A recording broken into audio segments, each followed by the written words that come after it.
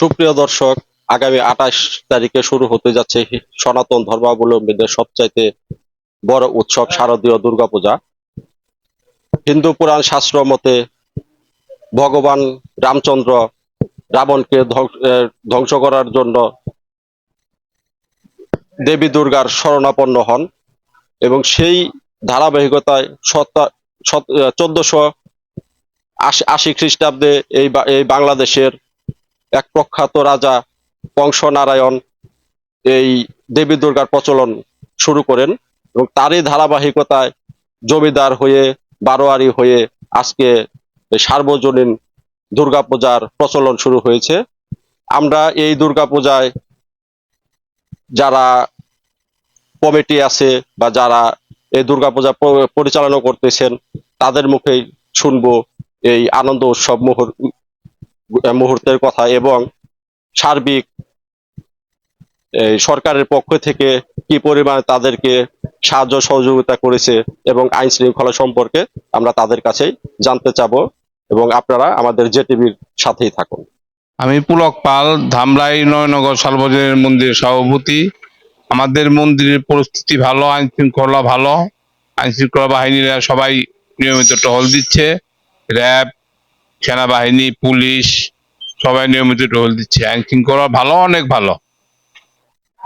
আমি অরূপ ঘোষ। এটি আমাদের একটি পারিবারিক মন্দির। আমাদের মন্দিরে আমরা প্রতিবার শরীর চাই যে আমাদের দর্শনার্থীদের একটি নতুন থিমের উপর একটি পূজা দেখাতে। আমাদের মন্দিরে বর্তমানে অনেক জায়গাতে বিভিন্ন দূর দূর জায়গা থেকে ঠাকুর দেখার জন্য অনেক মানুষ আসছে এবং আমাদের যে জায়গায় আইন শৃঙ্খলা বাহিনী খুবই কঠোর এবং শক্তিশালী। প্রায় প্রতিদিনই আর কি একবার দুইবার করে আইন শৃঙ্খলা বাহিনী আমাদের জায়গায় টহল দিচ্ছে। আমরা এই পর্যন্ত কোনো নিরাপত্তাহীনতায় ভুগতেছি না। আমি গোবিন্দচন্দ্র ঘোষ, গোপনগর শারদীয়া দুর্গা মন্দিরের সভাপতি। প্রতিবারের ন্যায় এবারও আমরা প্রতিমার কাজ চলমান এবং গেট প্যান্ডেলের কাজ চলতেছে। আমাদের আইন শৃঙ্খলা বাহিনী সার্বিক সহযোগিতা করতেছে।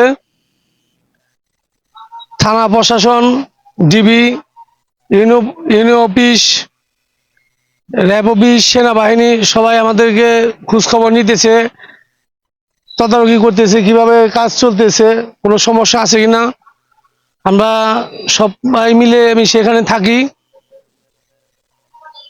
আমাদের পূজায় চলাকালীন অবস্থায় কোনো সমস্যা হয় না, এখনো হয় নাই, আর হওয়ার কোনো সম্ভাবনা নাই।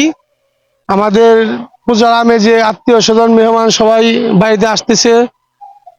আমরা সার্বজনীনভাবে সবাই দুর্গা উৎসব পালন করব।